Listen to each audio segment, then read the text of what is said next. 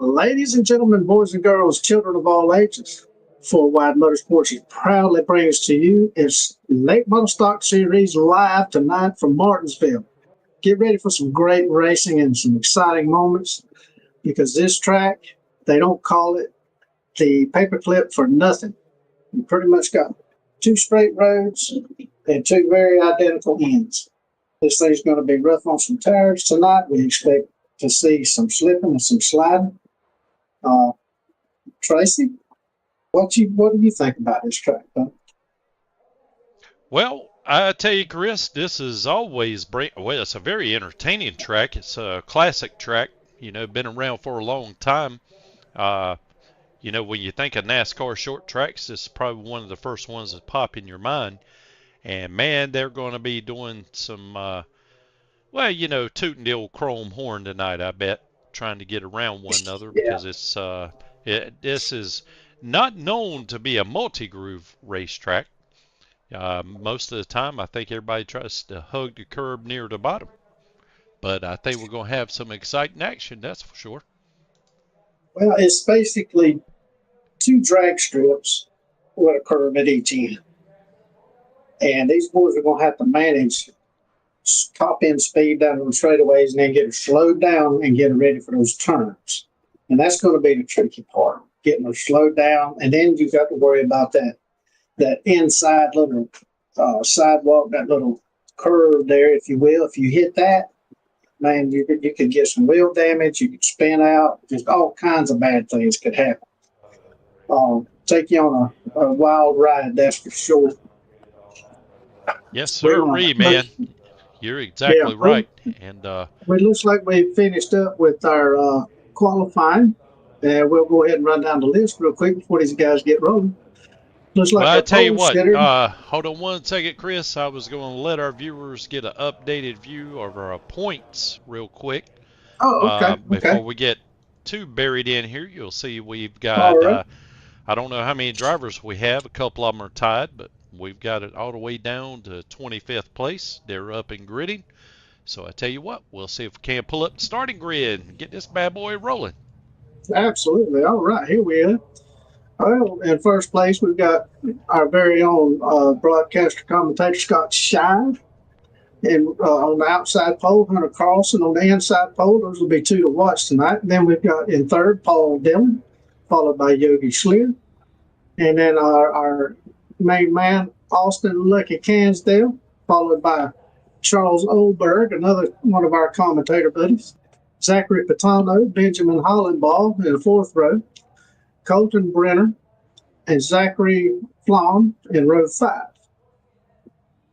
And then there would be Austin Pac-Man Pack and Daniel Jones rounding out the field in the 6th row. How about that, Chris? We finally made it through there and got the starting order lined up before they actually went and racing here and taking the green flag. Right? Yeah. Tracy, Scott has been on a tear. Scott Shive. I don't know. The man just seems to be up front no matter what he's driving in 4 wide as they start to roll off right now. He's going to have his hands full with Hunter because Hunter is a competitor. The young man, he loves to drive, he loves to be up front, and he loves to win. But the one that I'm surprised with right now is Yogi Schlier in 4th spot. I would love to see Yogi do well tonight. Austin's kind of deep in the field from where we're usually seeing him start. He's normally up closer to the front. But I'm looking for an exciting race here tonight. and looks like the lights off on the pace car, so we're 1 to green. Everybody get ready as they come into turn 1. I expect to see these guys take off and line up quickly, single file. I don't think you want to see too many people in that outside lane after the first lap. I think you're exactly right. I think everybody's going to be battling to get down just as low as they can, as fast as they can. So we're kind of taking you through the grid. We're going to flash it back over here to our pole sitter real quick. All right, here we go. Getting ready to take the green flag. And they're off. Looks like Scott Shive dives in front of Hunter to take first spot down into turn 1, followed closely by Hunter and Paul Dillon. Austin Cansdale, looks like right now he's got 4th. Yeah, and you here can we see are these. On the outside. Yeah, these boys are trying to get down as quick as they can. Yeah, and a lot of times this is where a lot of these cautions come in at, like right there. Oh my goodness! What happened? Because that was Colton Brenner. Colton. Yes, sir. Now, Colton is up and comer in full wide. He's been racing with us a little bit this year. He's, I guess, in his rookie season. He got off kind of to a tough start, but as of late, he's come on pretty strong.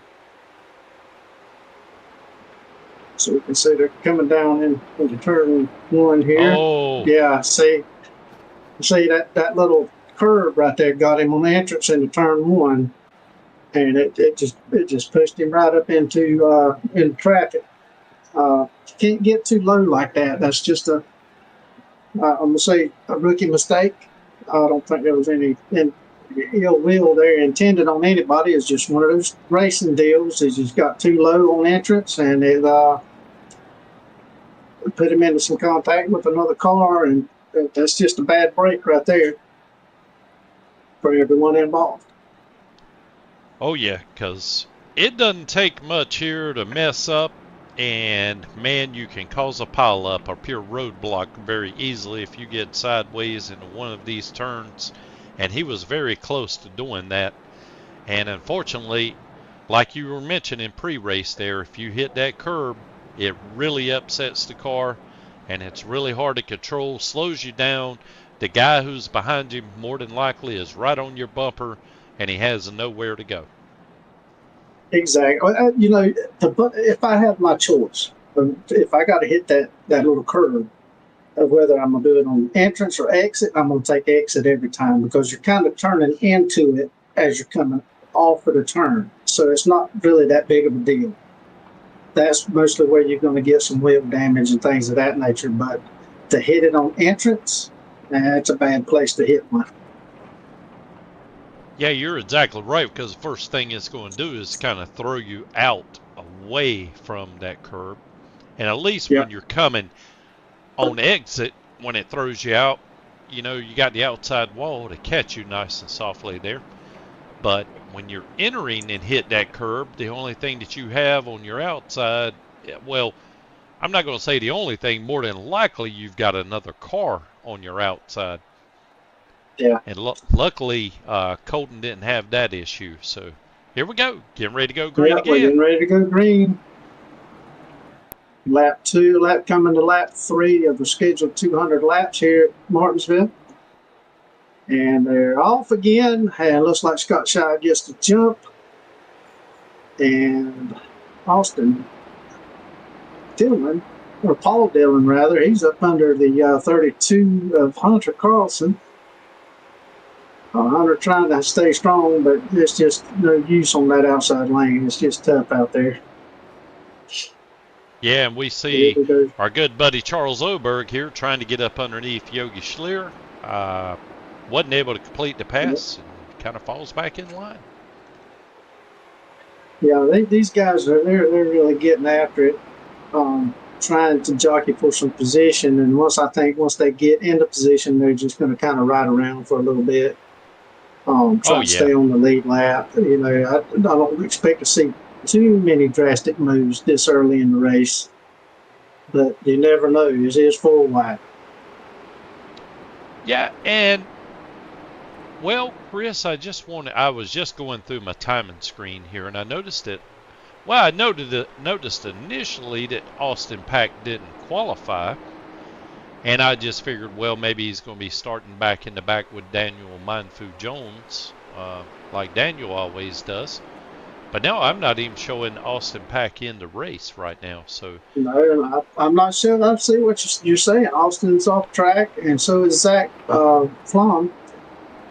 I'm not showing the time and score for him either. yeah, you're exactly right. Yeah, I'm not sure exactly what happened there. I'm not sure if it's an electrical issue or maybe they started hearing a ticking in the engine, but they decided they weren't going to be able to make it tonight. But in the meantime, how about old Paul Dillon here in the unsponsored car right now? Yeah, he's about 3/10 behind Scott Shive, and he is right there. One slip by Shive, and Dillon can go to the lead as he pulls up on the back bumper. And then Carlson riding in third right behind him. Yeah, and I'm wondering, Scott Shive, he's a great broadcaster, but he's also a very good racer.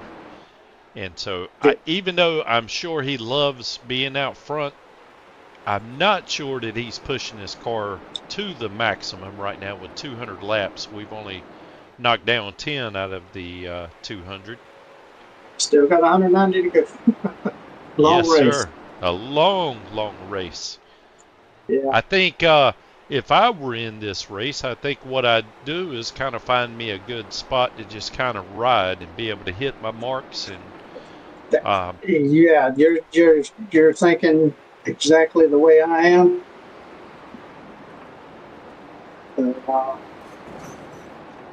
It's one of those things. Oh no! There we go. We got a little spin here. That's Colton again. Oh man! Having a tough evening. Oh, and we remaining green here too. We haven't gotten a caution. No caution. Wow. Oh wow! Yeah, and Colton's got a little bit of splitter damage there on the front of it. Yes, sir. Yeah, he done good to get that thing off of the wall best he could to get it straightened back out and get it back going. But he's got some issues right now with that front end on that car, as the leaders are coming up on him quick.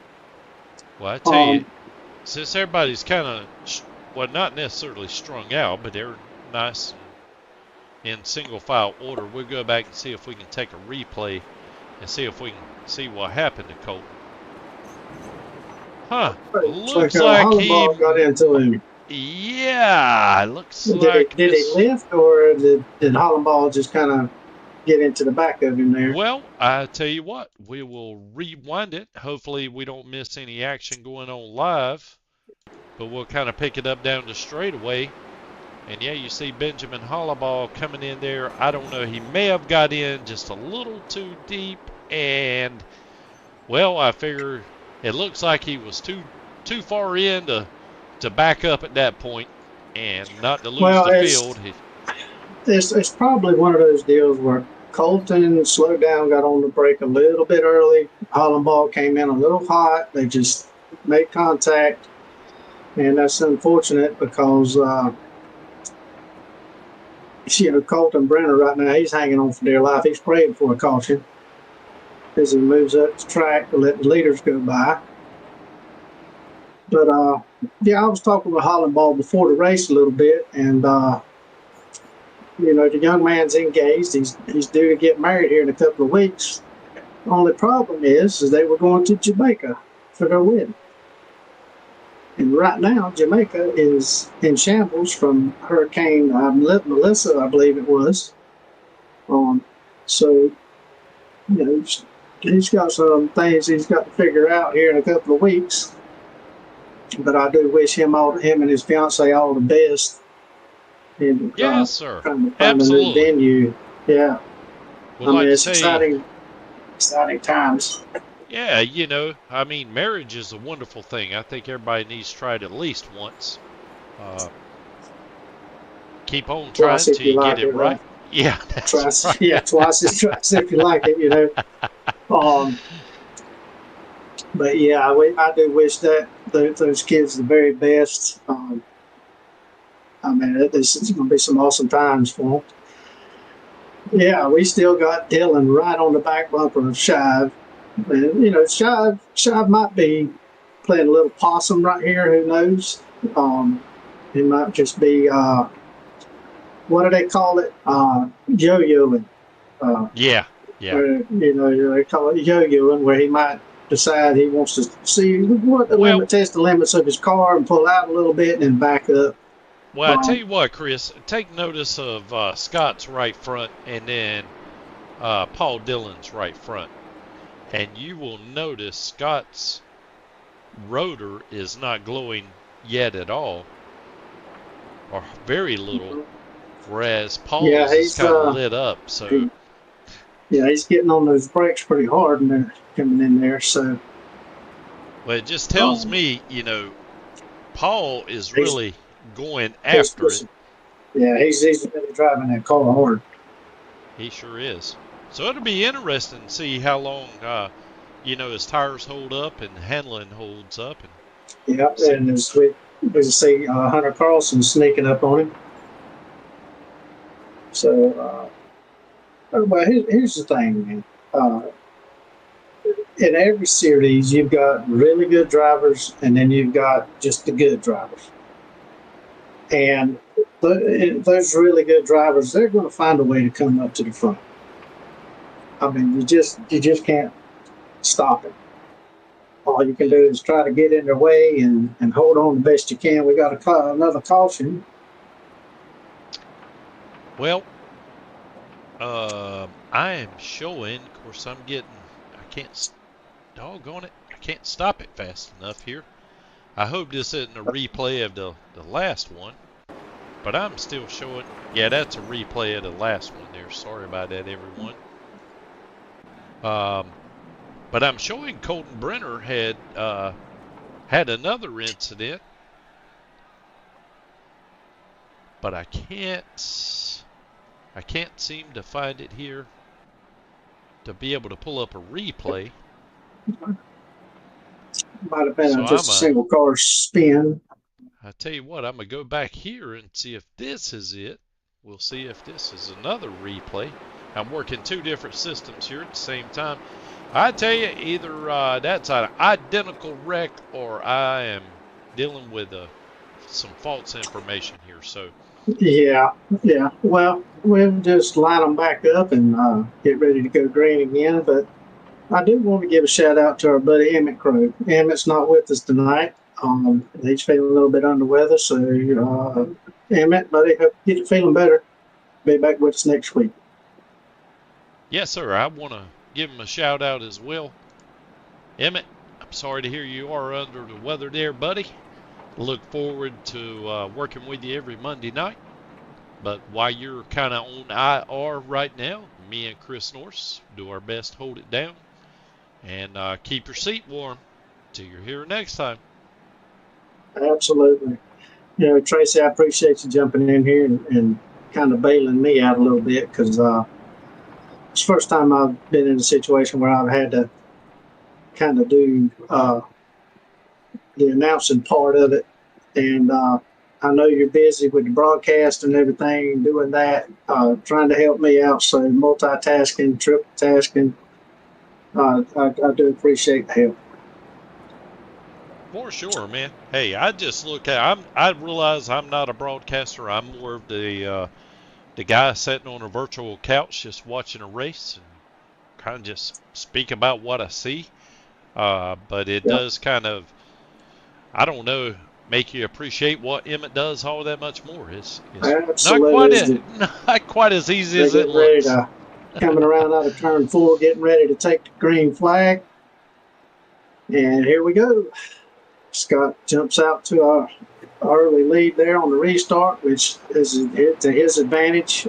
As y'all probably know by now, that the first green flag is on the on the start of the race is for both cars, they're even killed, but after that, the leader of the race starts the race. So as long as they're within that restart zone, they can hit the gas anytime they want to. And the outside guy, he doesn't know until the guy hits the gas. So there you go. But let's see, we've still got Paul Dillon in second, Carlson in third, Austin Cansdale back in fourth, Patano in fifth, Yogi Schleer in sixth, Charles Oberg in seventh, Benjamin Hollenball back in eighth, and followed by Jones, and Colton Brenner is now 5 laps down. He may be in the pits getting repairs. Chris, I'll tell you one thing that I've noticed here tonight, man. We got a lot of pretty cars out here, a lot of new paint schemes these guys are running. I was just getting ready to say, I believe there's some new paint right there on Daniel Jones's car. Yeah, sponsored by Big Johnson. Big Johnson, bringing up the rear. Right now, yes, he literally. Yeah, well, if we don't count Colton, who's in the pits, we're talking about on track. Right now, he's got that number 17, Big Johnson, trying to penetrate the rest of this field and move to the front. Yes, he does. I mean, even that number 8 there of Hollabaugh, that cookout scheme, man, it does look good. Stands out real nice. It does. And how about our buddy Charles Oberg? Yeah. I'm not exactly sure what that is on the hood, but that's a mean-looking skeleton there. And I'll tell you something else, too, man. I don't know what Yogi Schleer does for a living, but I'm starting to believe more and more it is painting iRacing cars, because he seems to show up with a new, sharp ride every single week. Well, Yogi Schleer is a character in and of itself. I could just about guarantee you right now he's talking some kind of something on that radio, and he's just going off about something, just making everybody kind of crack up a little bit. He's a bit of a jokester, and I enjoy racing with him, and on Friday nights and stuff. So hats off, Yogi. Go get him, buddy. Man, we've kind of got a 4-car breakaway here, semi-breakaway. Yep. We got Shive, Dillon, Hunter Carlson, Austin Cansdale, and Zachary Patano hanging in there. Good old Zachary.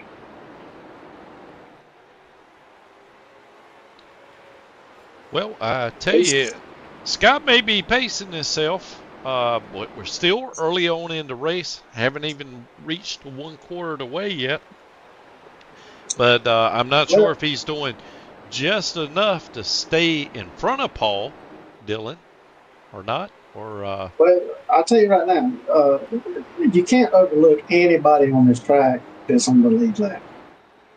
Okay? It says Martinsville. It's a tight track. And you never know what's going to happen from one turn to the next. So to be up front where these 4 cars are running right now is where you want to be. You don't want to be too deep back in the pack. That's just where things get mumbled up, jumbled up, and if you're not careful, you'll get caught up in somebody else's stuff. But I can assure you that these 4 cars right here these boys are racing. Cansdale right there, he's sitting in fourth, just kind of, I think, biding his time, waiting, praying that Carlson makes some sort of mistake. Yeah, it looks like to me that both Austin Cansdale and Hunter Carlson have kind of just found a good rhythm and are just kind of making laps. But, Chris, I did want to mention this real quick while we got the camera on Mr. Scott Shive here from Jackson, Mississippi. He does a lot of broadcasting in his, well, I don't know if you call it spare time. I think he's still in college or whatnot. But, last week after the race, he was telling me that he was hoping to be able to kind of get a job down in the Carolinas somewhere. He actually works during racing season with South Boston Speedway as their weekly series broadcaster, if I'm not mistaken. So anybody, hey, the guy's got a good voice and got a good head on his shoulders. If somebody needs someone in the Carolinas looking an employee. Scott is a true professional at anything that he does, and the boy is very talented. He's got a knack for just about anything. Absolutely, yeah. And you can see he was actually in the booth for, I can't remember if it was a Cars Tour race or not, but actually had a gig there with Flow Racing for one race or I don't know, maybe several races there. But anyway, hey, somebody in the Carolinas, you need a broadcaster. Well, I'm just glad that we got the opportunity to get some more people up here working in this booth, so he has an opportunity to get back to driving, which is also a passion of his. And he was very excited, and he's won 3 of 4 in this series, and he finished second to was it Cansdale? I think he finished second. Oh no, it was Austin Pack at Slinger Speedway. Austin Pack at Slinger. Okay. Yep, 2 weeks ago. Yeah. Because I'm sorry, I missed that race. So, well, you missed a doozy. Oh well, it's Slinger. Said in the name. Boy, if there was ever a perfect name and track combo, that was it, right there. It's got to be. So, but here at Martinsville, it's a little bit different because this is a little bit bigger track than what these boys are used to running. And I'm sure they are enjoying themselves because they're getting to turn it loose, feel the horsepower of these cars. Tracy, maybe we can get an in-car or get a ride along with somebody at some point and just kind of let our viewers see what it's like to be behind the wheel of one of these late models. Here we go, riding along with Paul Dillon here. Yeah, man, you can see him trying to hug the curb, take it up back to the wall. You can hear the engine getting on the rev limiter, holding that curve as hard as he can. Yeah, taking a little peek to the inside there. Yeah, we get rid of this tower, so you can kind of see his hands and right feet. Now working. he's got the throttle buried. Now he's on the brake, back into the throttle. It's just that quick, and you can see him working that wheel over there. Not a lot of movement throughout. Well, so he's got a really good handling car. So not sure what steering ratio he's running, but he seems to be working for it. Yes, sir, man. What I like to hear, you hear him. I mean, man, he is all over the rev limiter, getting in and throwing that car on in there, man. It's going to be interesting to see how long he can. I mean, shoot, for all I know, he might have figured out the secret iRacing. So I'm not criticizing, but this is just me personally, Chris. I always worry about abusing my tires, and it's mainly because I've been bitten by that so many times in the past. Kind of you charge up there early in the race, and then next thing you know, you got no tires left. And boy, when you start falling because of that, you absolutely sink fast. Well, right now, these 4 have gotten almost a straightaway ahead of the next pack of cars. So I would have to say that whatever Paul Dillon has done is working good for him because we're a quarter of the way through this race. And these 4 cars right here are just standing out saying, hey, this is up to us. We don't need anybody else involved in this. But, we're just trying Well, we're just trying to get through this thing in one piece, yeah. So, Well, one thing that I failed in my producer duties here, I forgot to check to see how many tire sets they have tonight. Do you happen to know right off the top of your head there, Chris?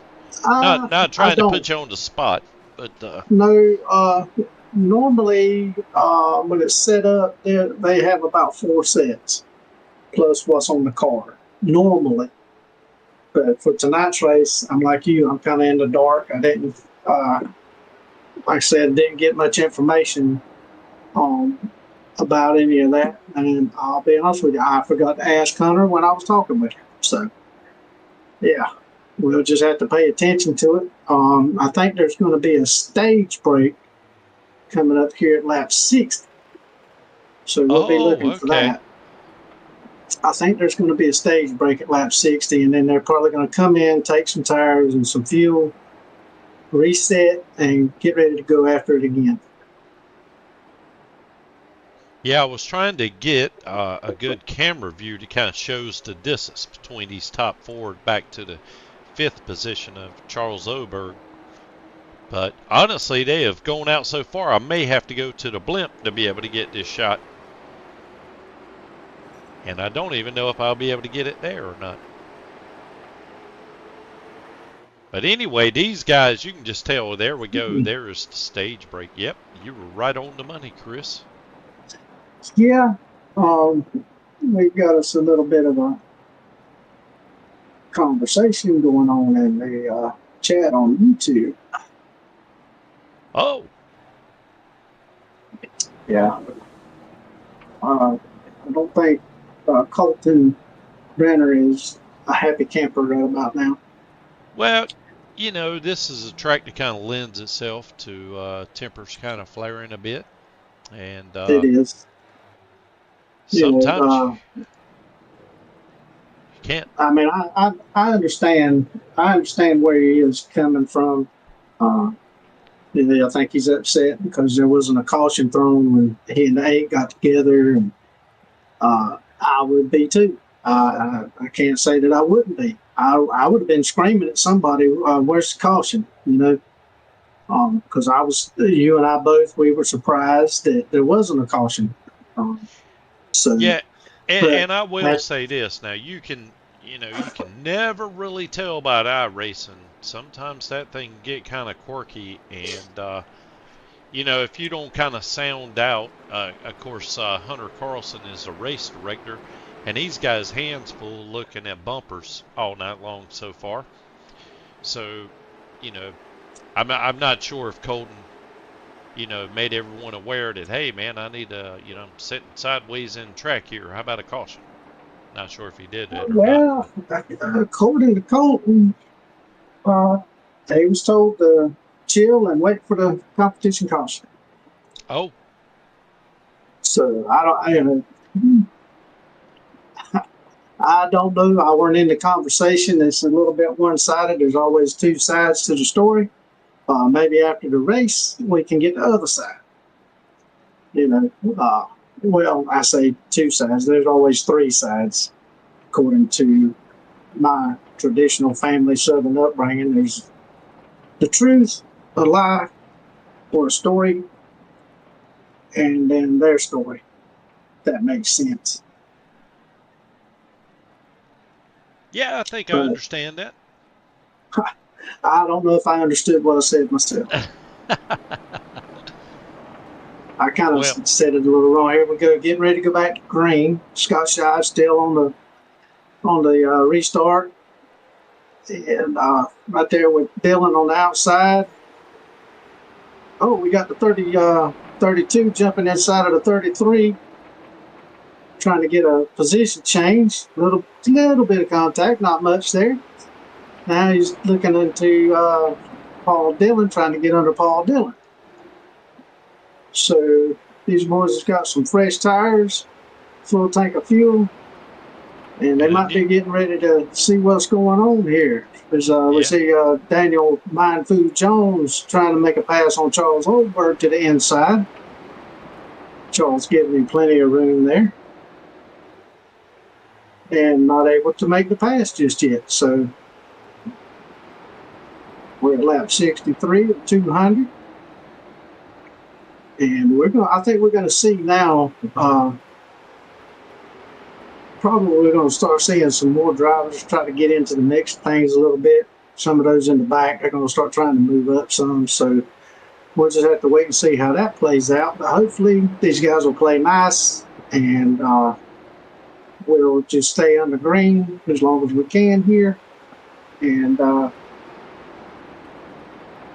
just see how they line up right now. You know, we've got Scott Shive, Paul Dillon, Hunter Carlson, Austin Cansdale, Zachary Patano are top 5.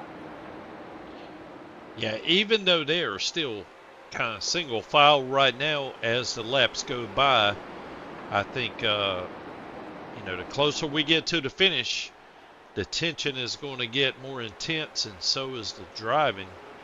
And it looks like, you know, hey, what was a half a second buffer to the guy in front of you has now come down to about a 0.2 second buffer or less. And we still aren't even halfway yet.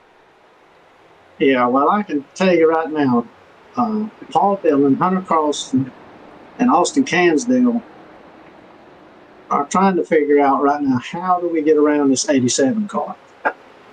So as long as he runs his line and he maintains and he hits his marks, the only thing they can hope for is a slip up. And it might be a little bit hard to come by in Scott Shot. That's for sure. So now we're starting to see a 3-car breakaway. But Paul Dillon's hanging right there with them big boys. So we see Carlson duck inside of Dillon. Dillon trying to hang it on the outside. Let's see how this right here plays out as he's trying to make a move for second. Can't quite make it. Ducks back into third, which is a smart thing. You don't want to lose position trying to gain position. That's bad business. That's right. Well, you know, I was surprised there at how fast Paul Dillon was in that second lane. There, yeah, he stuck it in there and it held. So, but that's no man's land. Do not want to be up there. That's right. You don't want to be up there very long. That's for sure. No, I mean, because this track, I mean, it's rough enough on tires, and you start getting into that outside groove, and just asking for trouble. As we see Carlson get in there, maybe a little bit of a little door jab there, followed by Cansdale. And there's that deal where we're talking about earlier. Dillon's hung up on the outside.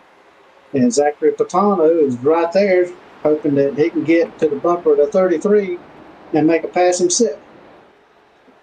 Oh, yeah. If you get somebody rooted up to the second lane at this track, man, you will do everything you can to follow the guy that's in front of you around, you know, the guy you got kind of hung out there. And then, you see Patano right now. Yeah, he's trying to take advantage of it. Oh, no. Boy, that was close. That curve. There's that curve we were talking about coming off the exit. Yep. So he was able to hang on to it. He lost a lot of spots. So he's got some work to do to get back up there. I think he fell in behind Charles Oberg back there in the 77.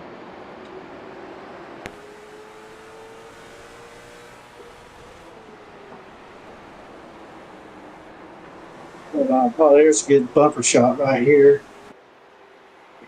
Oh, well, it was a good bumper shot. Yeah, I've kind of got the camera set to TV mixed here. I didn't want to get too set in my ways and be looking at the race from a single point of view too long. But while we got a little bit of break in the action here, I figured we'd just let this program kind of cycle through the camera views that we do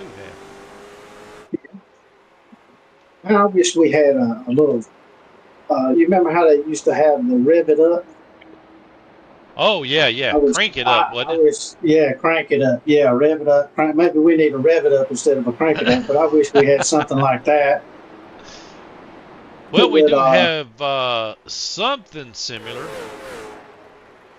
well, maybe we should try that for a couple of laps and just let our viewers watch the race a minute and not listen to us jibber jabber.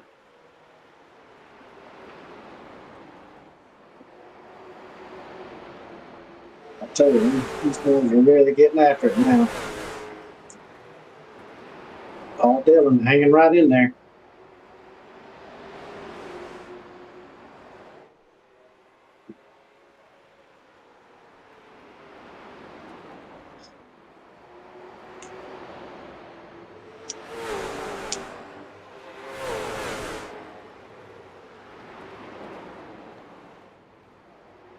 Yeah, I wish we had a good old gopher cam there. About to turn, that would be awesome. Do we have any sponsors for tonight? I mean, I know that Full Wide Motorsports is all the time looking for drivers, and a comment was made in the chat that we need some more drivers, and you're right, we do need some more drivers. So if iRacing is your thing, check out Full Wide Motorsports, man. We can use everybody that we can get. I mean, we've got multiple series that we can run. Late model stock is just one. We also have NASCAR Truck Series. Friday nights, we've been running the Gen 4s, but looks like we might be changing that up a little bit too. So if you're interested, just look us up in iRacing. That's Full Wide Motorsports. I don't have the ID where you Well, can that's type in, okay. but then we'll put it up there. Yeah, what do you call it? QR code. I think we've got a QR Oh, we got a code. QR code. Oh, yeah, we're getting high-tech redneck up in here. Well, it should be there as long as I did my job. Hopefully it'll flash up here in a moment. Yeah, there it is. It's there. Yeah, I see it. Okay. Yeah. There we are. That could be you. Your arms up over your head. Standing there with the checker flag. Come on over to 4-Wide. We've got the 4-Wide Motors, 4-Wide Network. We're watching this on right now. Southeastern Technical Designs. I don't know who else we got. What? That may be it, but hey, we're always got plenty of room for someone else if you want to join in here. If you're not into the racing, but you would like to help support some iRacing, hey, we take donations for sponsorships. You can sponsor a race, advertise your business, whatever you want to do. Just get in touch with Uncle Wayne Cannon, and he'll straighten you right out. Oh, we got Hunter Carlson putting the wrench right now to Scott Shine. He's all over that back bumper. He sure is. Yeah, he's giving Scott everything he can handle right now. And see, that's the thing. Hunter Carlson is another one of those drivers that's just so slick. And these two guys right here, they have raced together so much that, man, they almost like twins. They're so similar in so many ways, and I guess that's why they're just so competitive with one another. We're getting a rear shot now from Cansdale. Yeah, we got a bumper shot here. Hunter Carlson trying to get a good inspection on Scott Chive's fuel tank and track bar set up there.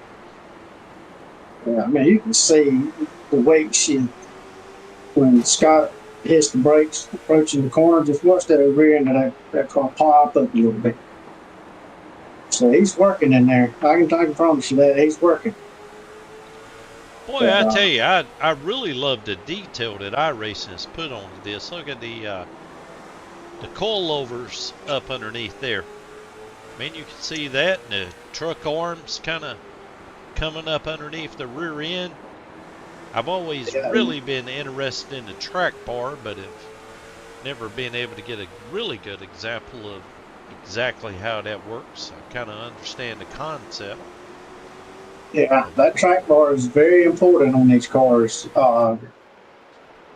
You got left and a right, and a lot of times these guys will run. See, the left side track bar, they'll run it all the way up, and the inside, or on the outside rather, on the right side, they'll run it all the way down. And what it does is it helps the car turn, and it gives them forward momentum, it gives them grip.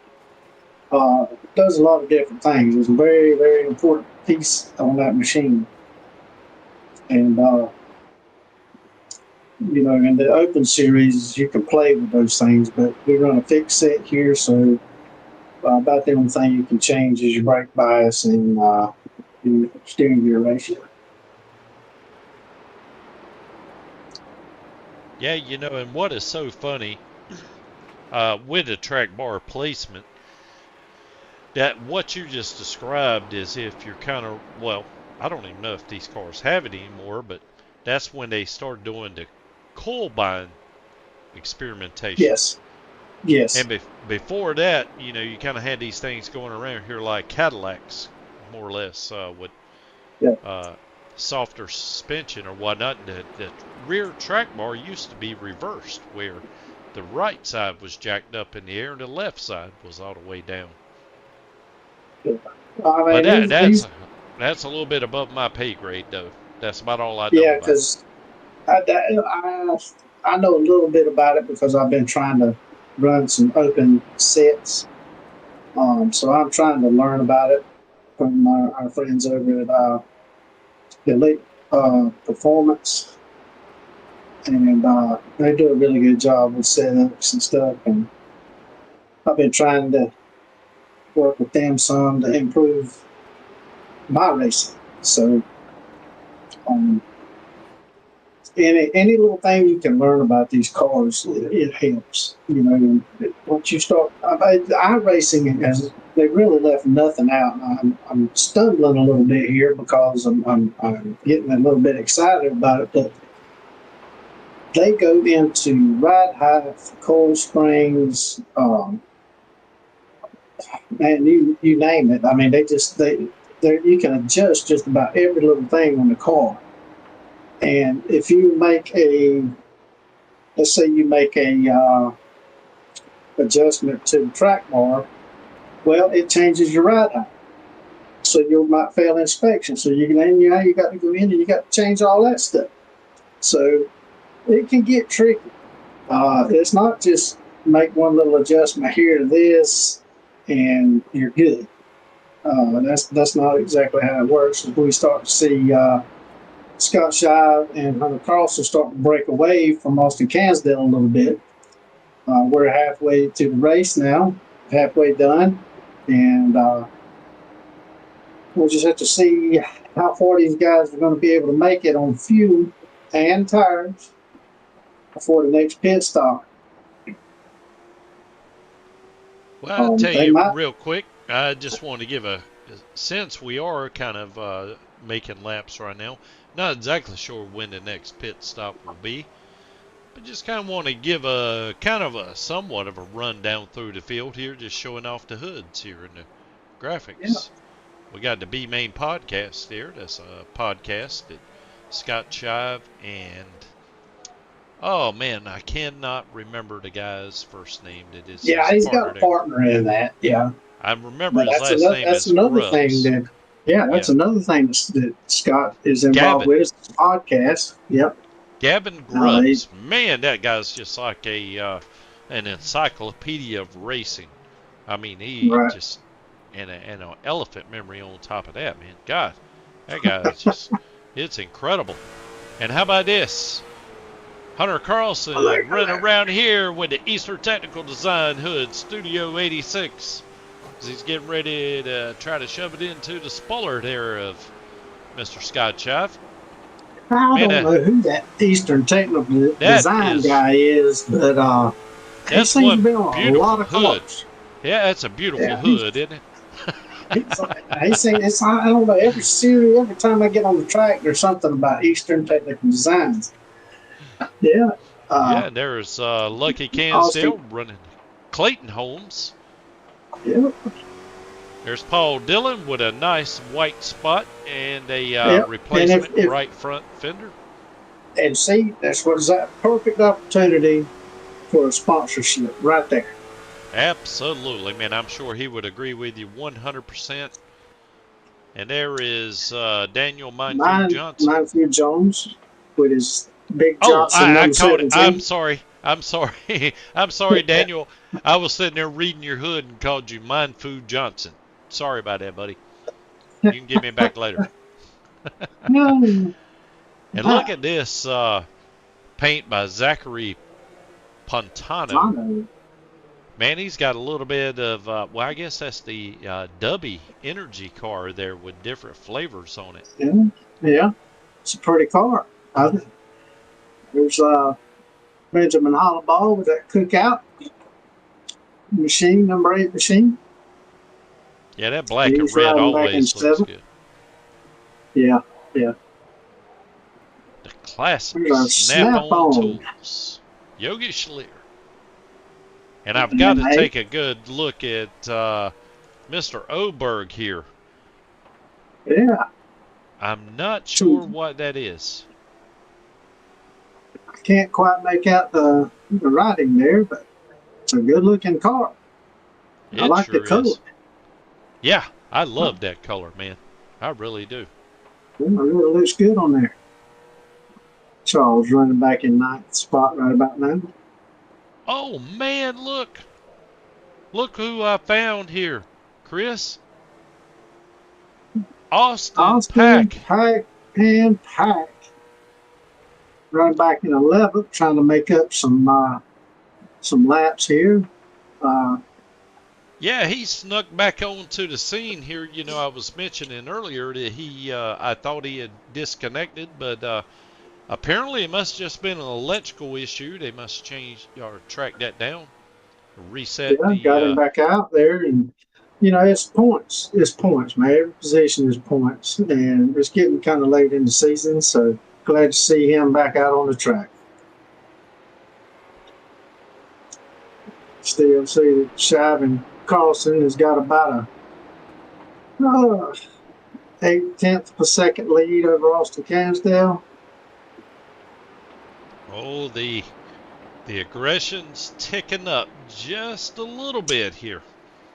Yeah, as we approach that 116 or 200 here.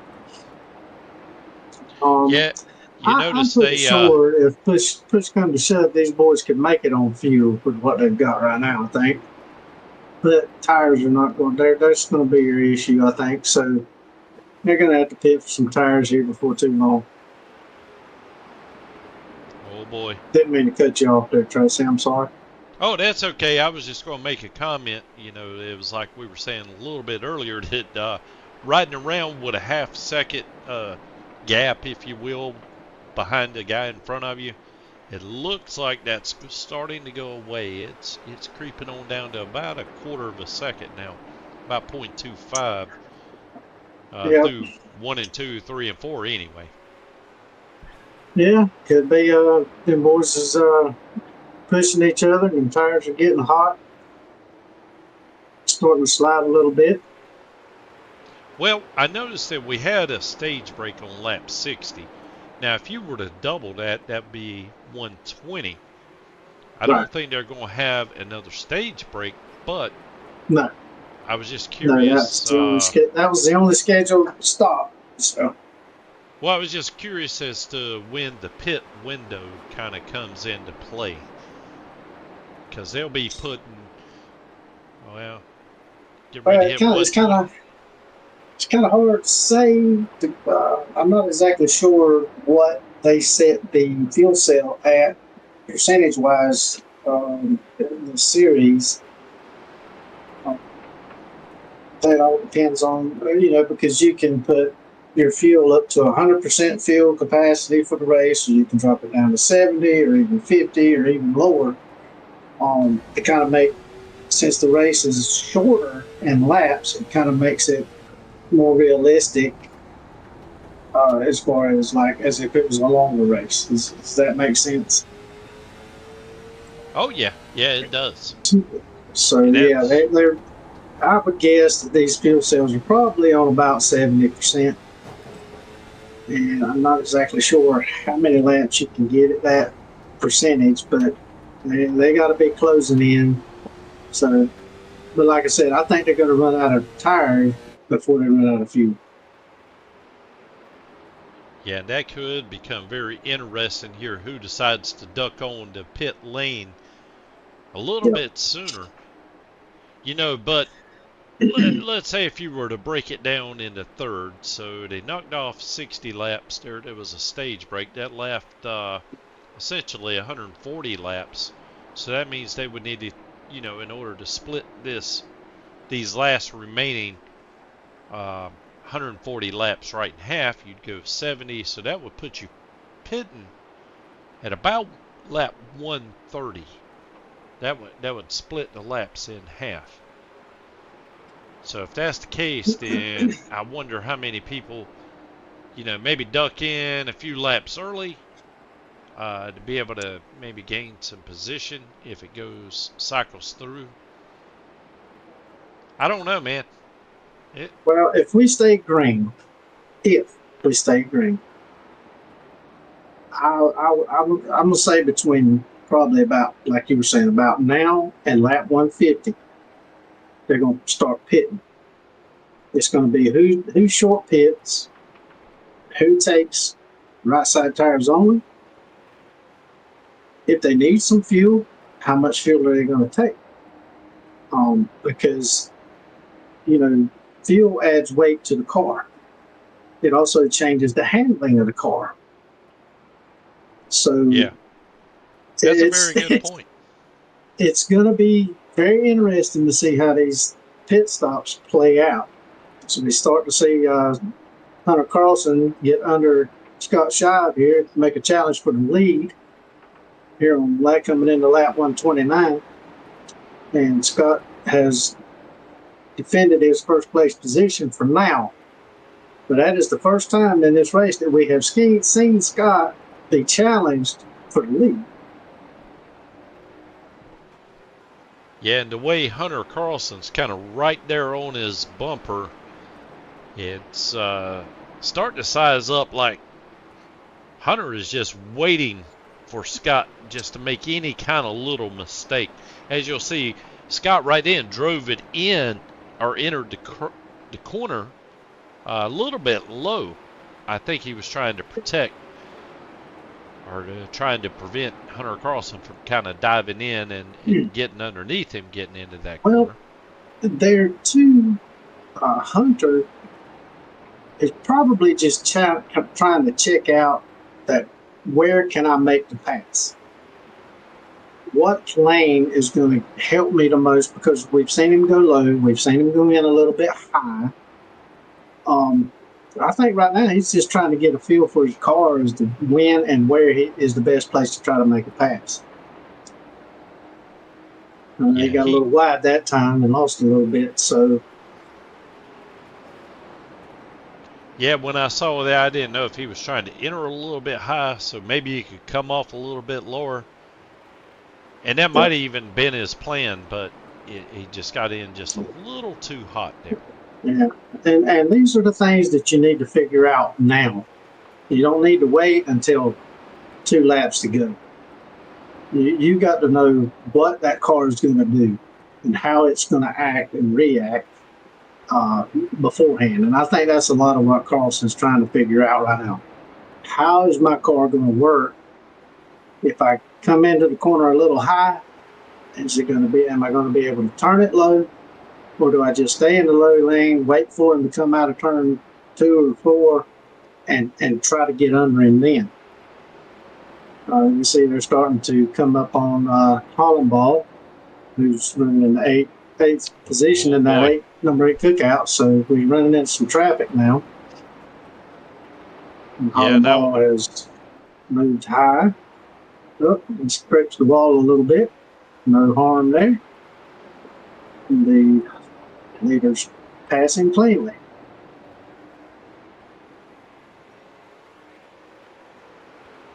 Well, I tell you what would be nice right now is if we had a pit reporter by the name of Chris Golden. Right.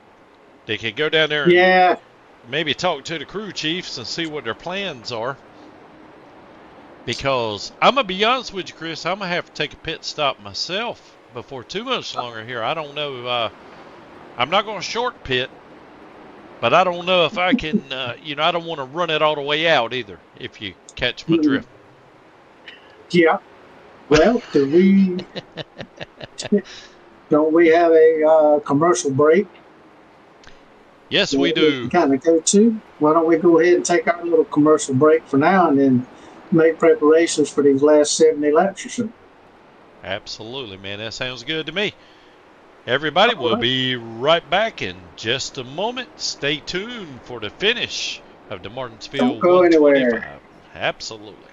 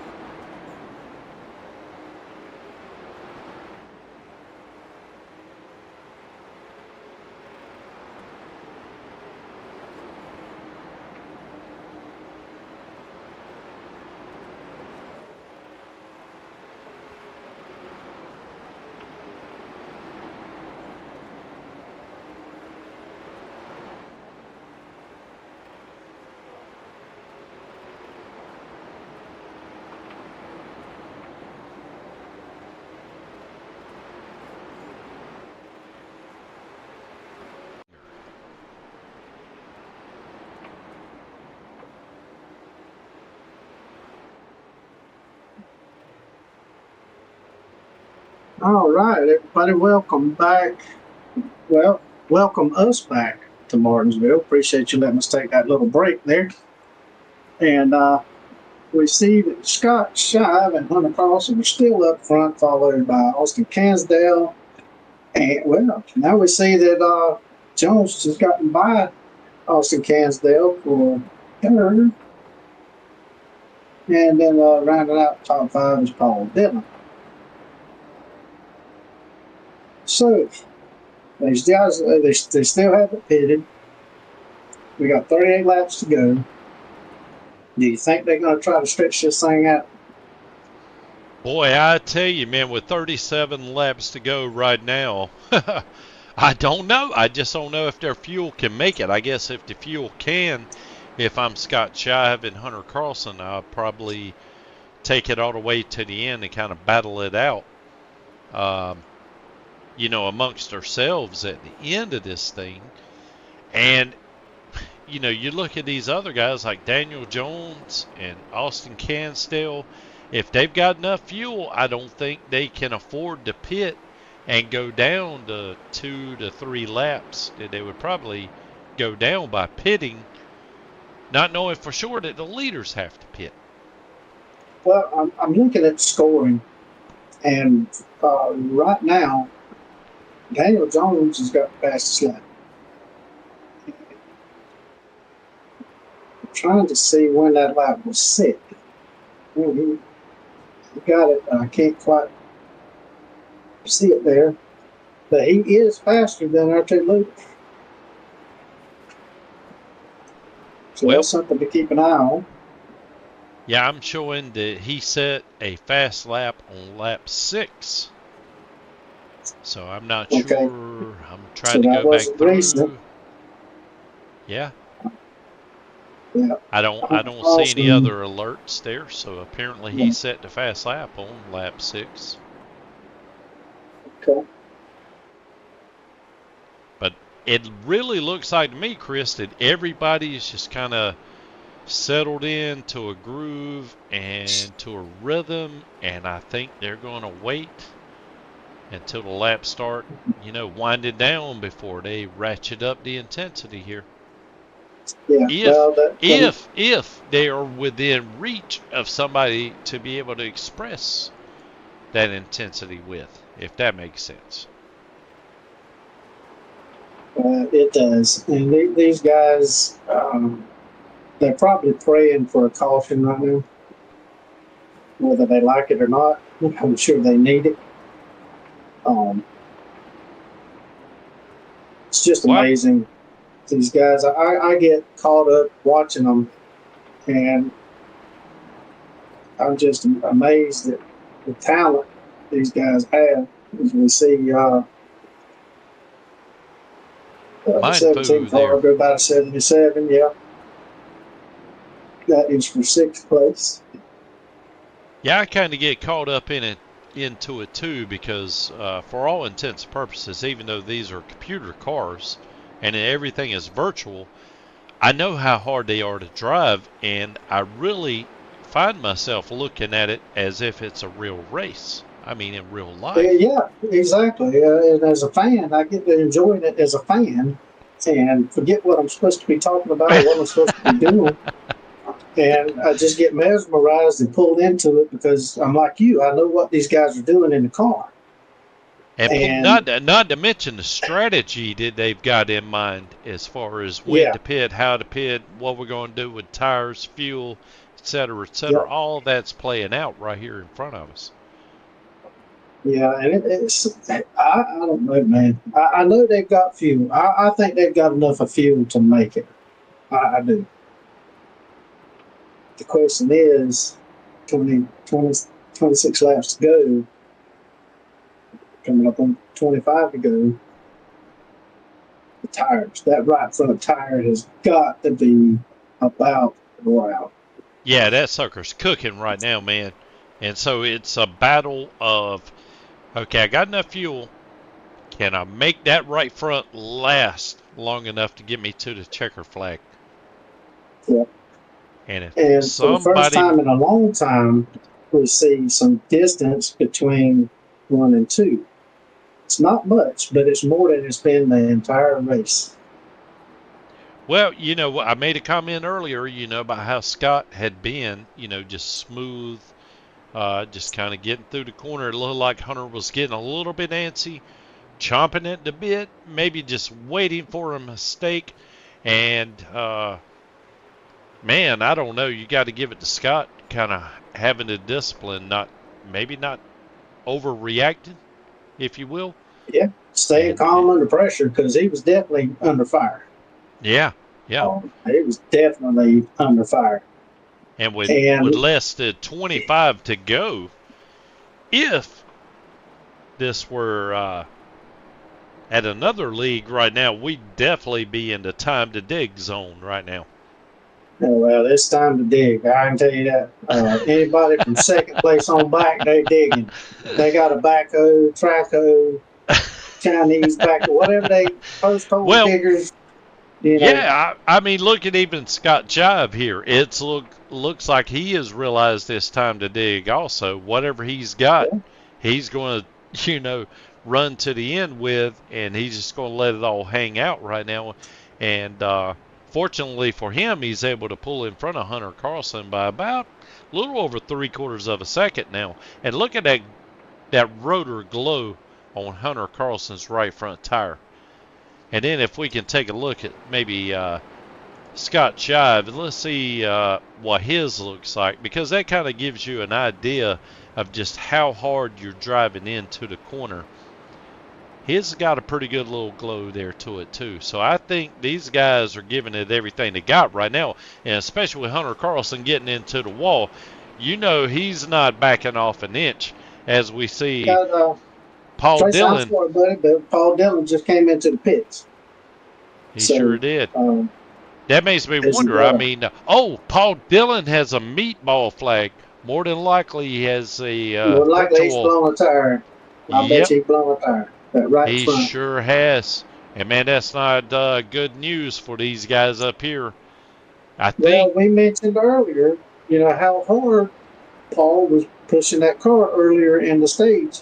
And, it just gave out, trying to keep up with these guys.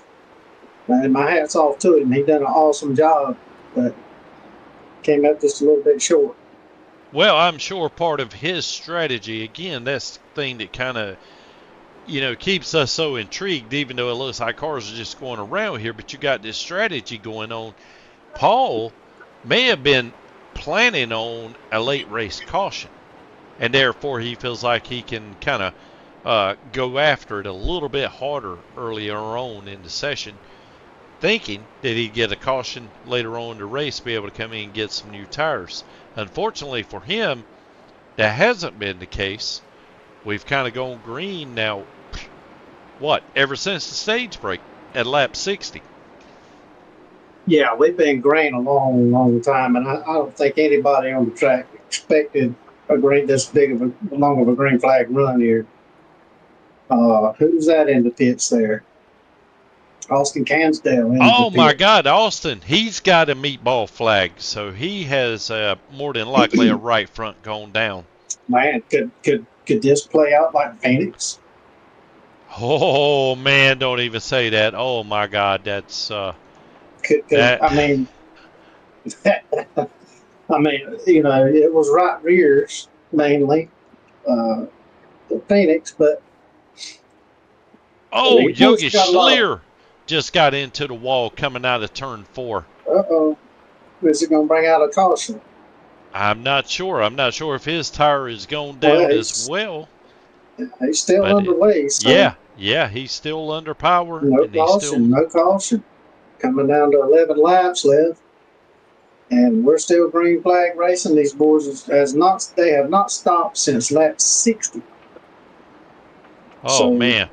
I tell you what, if a caution would come out right now, boy, you want to talk about an absolute mix, because, oh, man, that would really mix things up. We've only got 3 cars on the lead lap right now, and they're getting close to the belts on those tires or whatever they are these days. 10 laps to go. Scott Shive has pulled out to a 2.3 second lead over second place Hunter Cross. And it just doesn't look like he's going to slow down. Still stretching that lead a little bit. 9 laps to go. Man, I don't know about you, but I'm on the edge of my chair here. Wow. I think it's going to be close. I mean, we're going to have to find out. I'm really concerned about Hunter Carlson if he's going to be able to make it all the way to the end without getting a meatball black flag there and having to come in and take more tires. But there's one thing about it, though, Tracy. With 8 laps to go, these guys have committed to staying out. It's either you live by the sword or you die by the sword right here, right now. So there's no going back. You stop now, you're done. So the 3 cars that we have left on the lead lap, they're just going to have to go until they blow. Yeah, they are committed to their strategy, and that may have an awful lot to do with the fact that Scott Shive is now out in front there, by almost 3.5 seconds now. It could very well be Hunter Carlson realizes he's going to have to go into conserve mode in order to make that right front last for the next 5.5 laps. Well, too, it's one of those things. Would you rather finish second or last? I'd much rather finish second. So, yeah, I would definitely, if it were me, I would go into max conserve mode at this point. I want to save that tire. I want to save the position that I ran into here.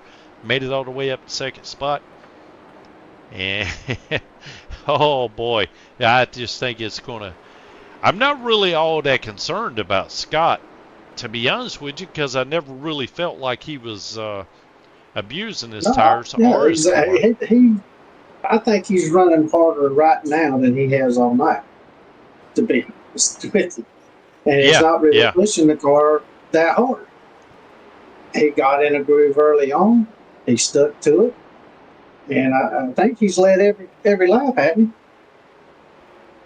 he? Yeah, there's not going to be change, I don't think. We're approaching 2 laps to go. And all he's got to do is ride it out. He doesn't even have to worry about passing this car. All he's got to do is follow it all the way around the track. Just take it easy. Last lap, coming to the white flag. We see Scott coming out of turn 2 for the last time, taking it nice and easy. He's got a 5-second lead over second place. Entering turn 3 for the last time, coming out of turn 4. And Scott Shive is going to win at Martinsville. Wow, what a race. Yeah. I did not think that these guys, I didn't think their tires would hold up for 140 laps. I did not either. That is pretty impressive in and of itself, which, there were only 3 guys that were able to make it that far. Scott Shive, Hunter Carlson, and Daniel Mindfu Jones. Everyone else had to make, at least 2 pit stops there anyway. Yeah, I'm just, I'm at a loss for words. To 140 laps on a set of tires. That is insane. But congratulations to Scott Shive. He has now got 4 wins under his belt. Yep. Along with 5 starts. Yeah, he forgot the last win he had. He forgot to give us a smoke show, and I told him, make sure you always give us a smoke show if you win, man. Gotta see that. Well, he's out there figure 8ing and serpentining and everything he can. Congratulations, Scott. You're a winner. Absolutely. Do we have our finishing stage? Asking, okay, you shall receive. Yes. Thank you, sir. We got Scott Shive in first, followed by Hunter Carlson, Daniel Jones, Paul Dillon, Austin Cansdale rounds out your top 5. Zachary Patano in 6, Charles Oberg in 7, Yogi Schleer finishing 8, after a strong start. Benjamin Hollowball and Austin Pack. He finished 109 laps down, but he was able to get back on the track after some technical difficulties, followed by Colton Bernier and then Zachary Flum. Well, there we Wow, go. I tell you what a what, race. it was definitely one of those ones I was hoping for a little bit more bent sheet metal or composite bodies, whatever it is these guys are running these days. But Yeah, I don't know. It might be, how do I put this? It's exciting to me as a driver because I know the strategy that is going on. I know what these guys are gambling with. Can I make it that many laps and those sort exactly. of things. Um, Well, I know but they were sweating there toward the oh, end. I I would have imagine they been. were all That's sweating. for sure. I would have pitted. I'm sorry, but I would have pitted. Yeah. But everyone, if you will, stick around. We'll be right back with our top three winners for interviews, and we're gonna take a quick little break right here to get everything lined up for you guys so everything runs smoothly. So just hang on. We'll be right back with you. Thank you.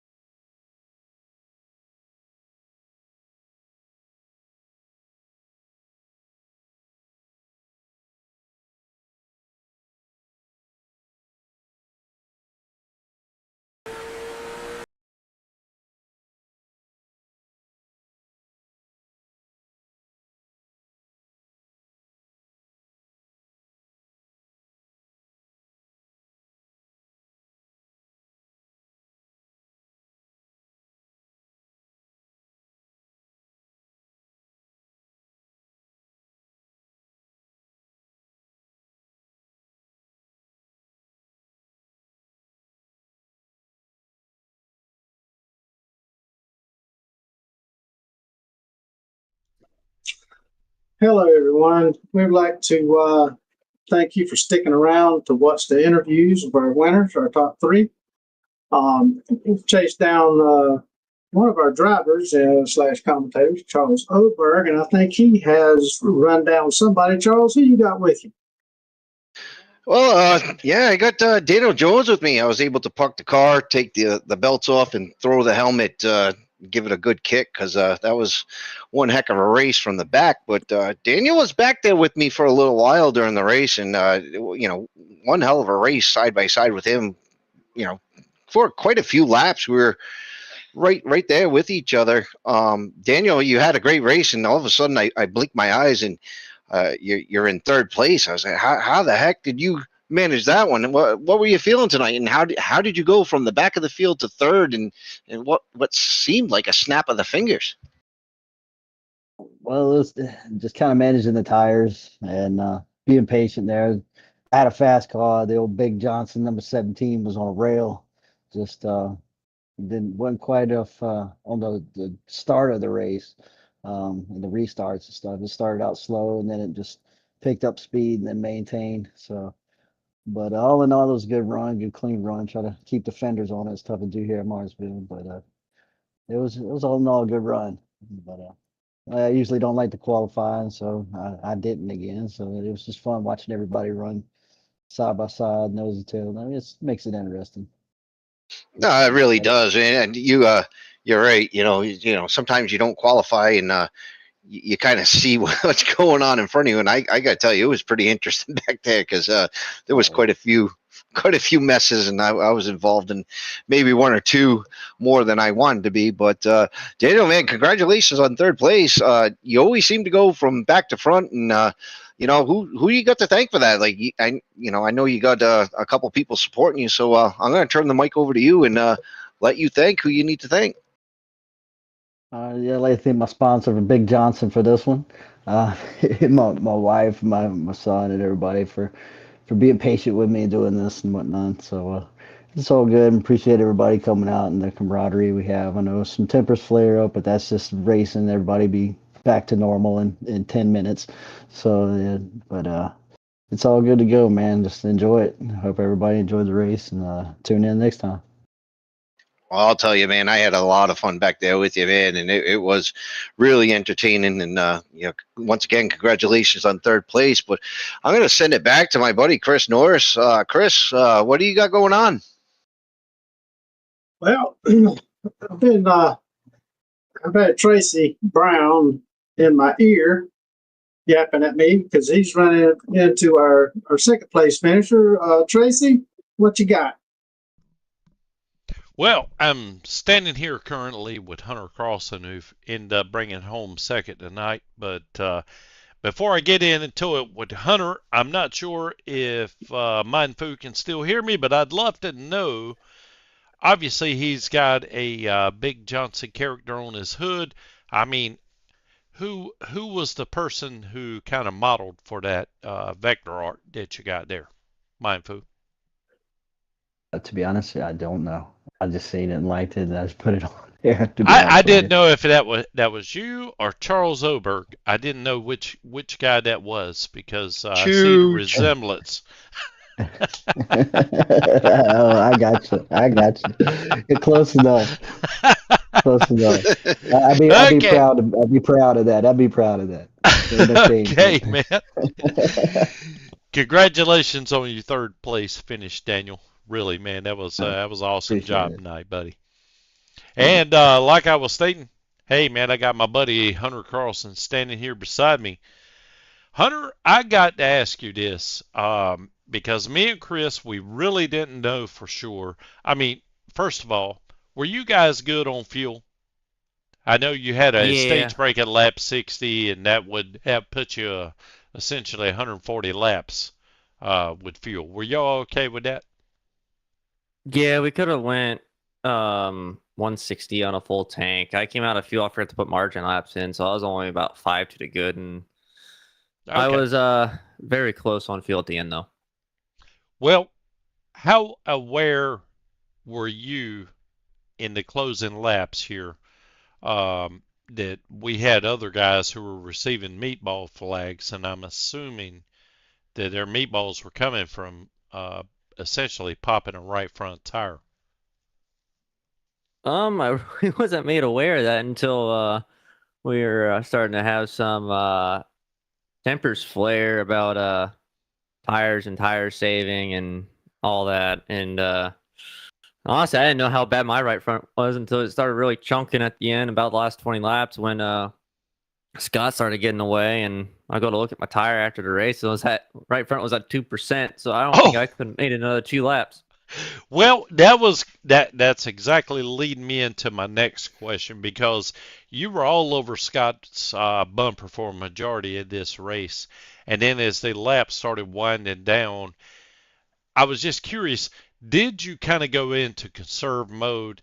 In other words, worried that you needed to save the right front more than you need to really charge and try to win the race? Yeah, at the end, I started feeling it really start to shove, especially center off. And I figured that was when my right front was really going to start really starting to chunk. And once that thing starts chunking, you can't get it to stop unless you just back up about a half a second a lap. And I had to go do that. And I had to kind of give up the win and try to conserve a good points night. And yeah, I mean, it's my fault in the end. I went too hard in the game parts of the run. And if I go back and do it again, I probably would have just rode another 10, 15 laps, and I maybe would have had something at the end.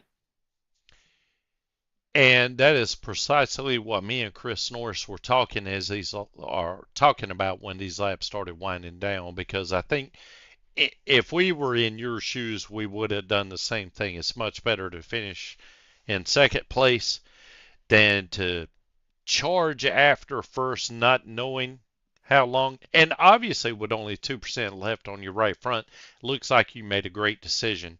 So anyway, congratulations on your second place finish tonight. I'm sure that's going to help you out in the point standings there. And do you have anybody you'd like to thank as far as sponsors or anything tonight? Yeah, I want to thank TJ at Studio 86. Thank you for allowing me to throw this paint job on for tonight. Kind of surprise our big honcho here, Tracy. Woohoo! It turned out real good. I want to thank, obviously, Eastern Technical Designs. Throwing them on the hood this week. Wanted to show a little bit more support to someone that does a lot of work around here and kind of keeps this whole network thing afloat. And I also like the colors. So I think the car came out real good. Want to thank everyone over at Copperhead Racing. I know we haven't talked in a couple weeks, but I love you all. It's been a really good ride, and looking to keep add a couple more W's to the list over there. And I want to thank everyone, Scott and everyone over at the B Main. Keep on doing you guys over there. I love listening every week, and I want to thank everyone over at 4 Wide Motorsports Network. Thank you guys for everything you do over there on that side of 4 Wide Motorsports. Then they get these races broadcasts that are huge because we can all send them to friends, family, and then us the drivers can go back and watch any cool moments, or watch some of us trip over ourselves. And yeah. Hey, Hunter, I certainly appreciate you flying the colors, so to speak, there, man. It's a beautiful car. I do believe, or I do agree with you. It turned out great. And I'd also like to thank Studio 86 for everything they do for you. And anyway, congratulations on a second place finish. I think it was a great points night. You obviously made the right call. I think if you had charged any harder, I don't think you would have made it to the end with only 2% left on that right front. So, again, congratulations, man. And I'm going to send it back up to the booth. We got Mr. Chris Norris. Are you there, buddy? You got a copy? I am with you, Mr. Brown. And yes, Hunter, congratulations on second. That's a good looking car. Daniel, congratulations on that third. Thank you. But finally, the Shive has come back to Martinsville. I'm back, baby. Tell us how you're feeling right about now. I'm feeling great. I really am. It's great to be back in Victory Lane. It's great to put this B-Main paint scheme in Victory Lane. This is version number 1 of the paint scheme. It's going to continue to develop, but I'm really glad it's first race on. We got to put it in Victory Lane. Obviously, Slinger was a really tough go for us. You know, I had to go from the front to the back to the front many times.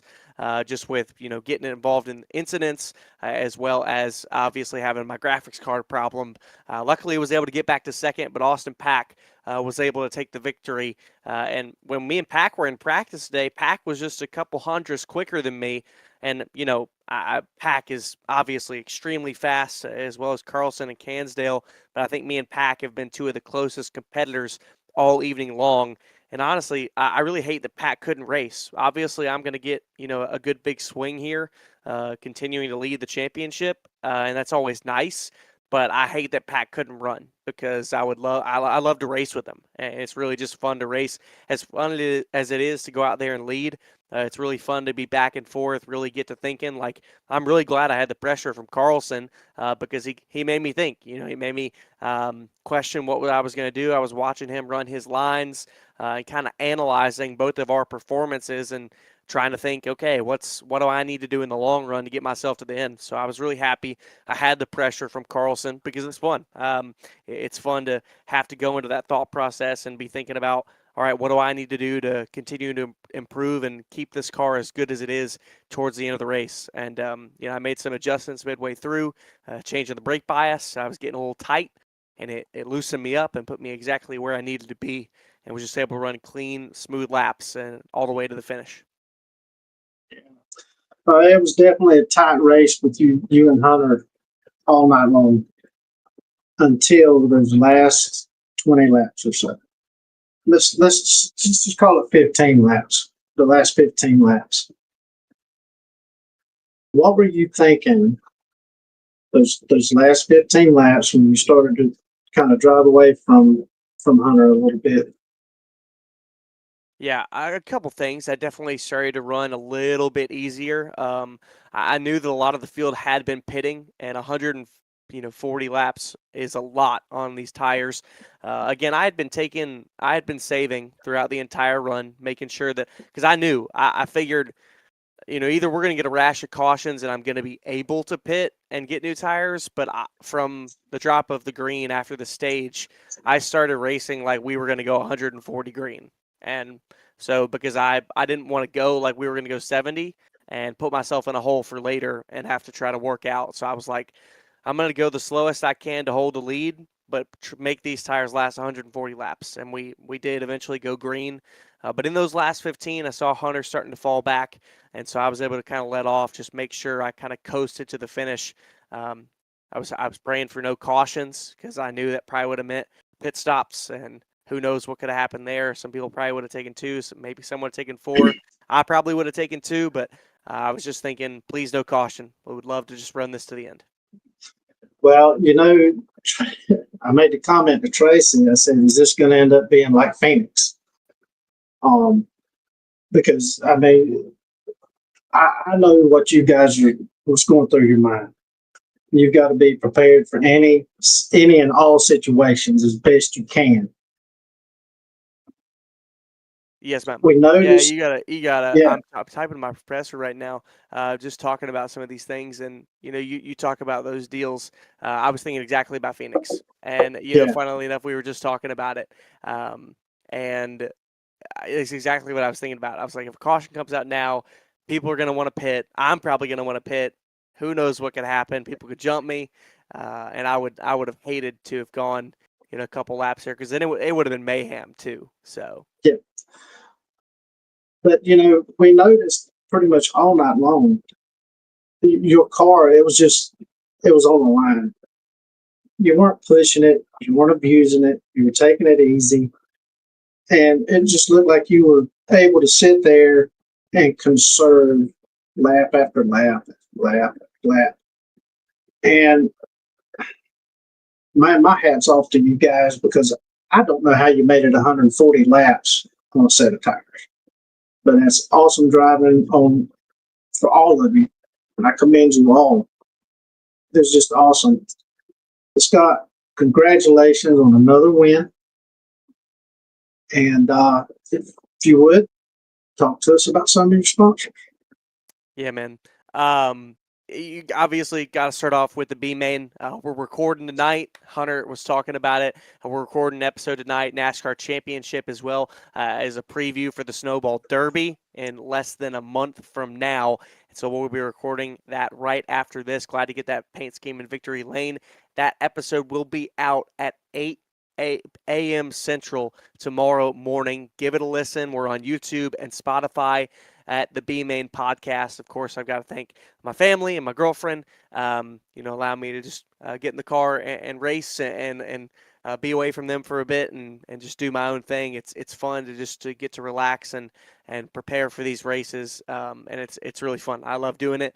I love the competition. Obviously, I always got to thank the good Lord above for allowing me the ability and the talent, and the equipment to have all this stuff is a huge, huge blessing. And I couldn't have done it on my own. All glory to Him above. I'm just thankful, and I'm happy to get a third win. Scott, man, it was an awesome race. It was mesmerizing to watch you perform tonight. You and Hunter as well. Daniel, at one point, Daniel looked like he was closing the gap on you guys, and then it was like all of a sudden, you guys just like stepped it up maybe a hair, because at one point he was the fastest car on the track. I believe it. Yeah, he was. I mean, I was watching him back there, and he kept creeping, and then it was like all of a sudden, Hunter kind of maybe realized it, and then he's like, "Oh, we got to go." But those last 15 laps, man, it was special. So congratulations to all three of you. And we appreciate you being a part of Full Wide Motorsports. It's always a pleasure to talk to you, young man. I wish y'all all continued success on a wonderful, wonderful season. And hope we get to talk again soon. Thank you, Chris. Yes, sir. Well, Tracy, do you have anything in closing?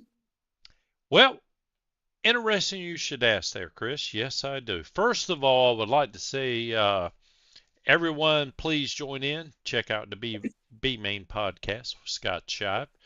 And I do apologize, but I think his partner's name is Gavin Grubbs, I believe. You got it. The living encyclopedia of racing, man. I'm here to tell you, the guy, I don't know how he keeps up with it. He's got a brain better than an elephant, or a memory better than an elephant. The guy is just all over the racing and everything, man. Very entertaining, and always a good source for the weekly racing all over the United States, no matter what's going on. Scott and Gavin have it covered there, so just want to reinforce the shout out there. Also, I would like to mention that Four Wide Motorsports, we're always looking for new drivers. It just depends on whatever it is you're interested in. Odds are we have a league here. It doesn't even have to be racing for that matter, but hey, that's sort of what Chris and myself kind of focus in on as far as broadcasting goes. But yeah, we're looking for iRacers. We've got several different series. We've got a late model stock car series, as you just saw tonight. We've got a truck series that runs every other Monday night. And we've also got a Friday night series that goes on. It was Gen 4s, but now we're going to be putting it up to a vote and see what we're going to be running next. A little birdie has told me it's more or less the ARCA series. Not 100% sure there. So you might want to join in with Discord. And also, I would like to mention, I do not have a QR code down in the bottom right hand corner. I will get that fixed for next race. But if you would, if I can see it here, it's discord.gg/4 FOUR wide WIDE Motorsports. Check us out on Discord. We're looking for drivers. in iRacing as well as the NASCAR 25. The new release by iRacing for the consoles. They're running leagues on Tuesday, Wednesday, Thursday, and Sunday nights. And just want to mention is for the PC and the PS5 only, but they are accepting drivers of all skill level. We're looking for drivers who kind of have the attitude that want clean, respectful, and fun racing, and that's kind of what makes a league work if you can get someone with those three attributes. So anyway, Chris, that's all that I've got from the producer end of it. Just kind of, I mean, as far as the final thoughts go, I think me and you had discussed it during the race.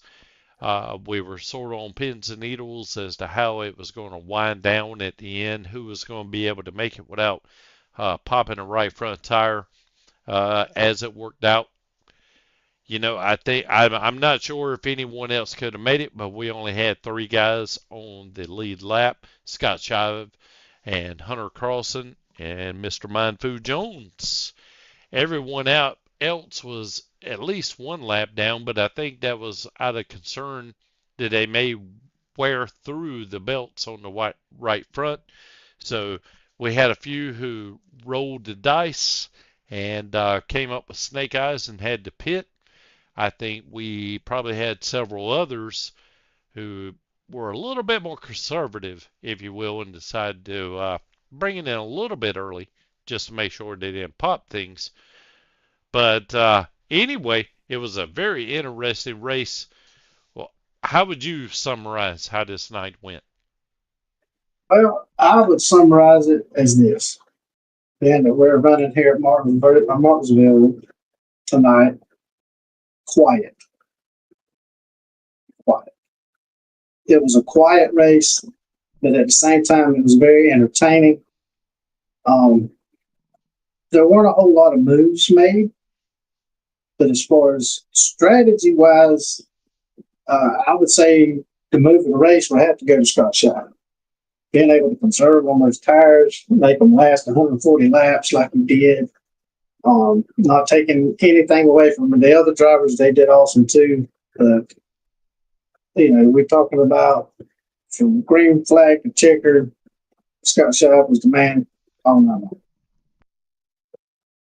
Yeah, I got 100% agree with you there. I tell you, man, it's I think Chris Golden had a buddy of ours, part-time broadcaster, part-time racer, part-time real-life ARCA racer. He had mentioned one time before in a race we were in that the race was almost playing out like a ballet, and it was. And I kind of took it one step further. Sorry, hate to steal your line there, Chris, but it's kind of like a ballet wrapped around a chess match with just a little bit of lawn darts thrown in. So I was expecting a lot more lawn darts tonight. Fortunately for us, there was a few close calls, but nobody got shivved in the back or anything from one of those errant lawn darts tonight. So all in all, very respectable race. And again, there's a lot of gentlemanly moves. You've seen a lot of people getting out of the way of the leaders, not holding them up. Yeah, that was great to see. A lot of strategy too. I'm not sure. Granted, I really thought like Scott was really being really, really smooth and easy on his equipment. I was a little bit concerned about Hunter, but he ended up pulling it off there. I think he had told us previously he only had 2% left on the right front. So it was getting close. But Daniel Mindfood Jones was finishing third and closing up. But anyway, sorry, didn't mean to ramble. On a double points night, I got to say that Hunter Carlson made the right move by kind of slacking off a little bit, saving that tire. Second's better than last. Something's better than nothing.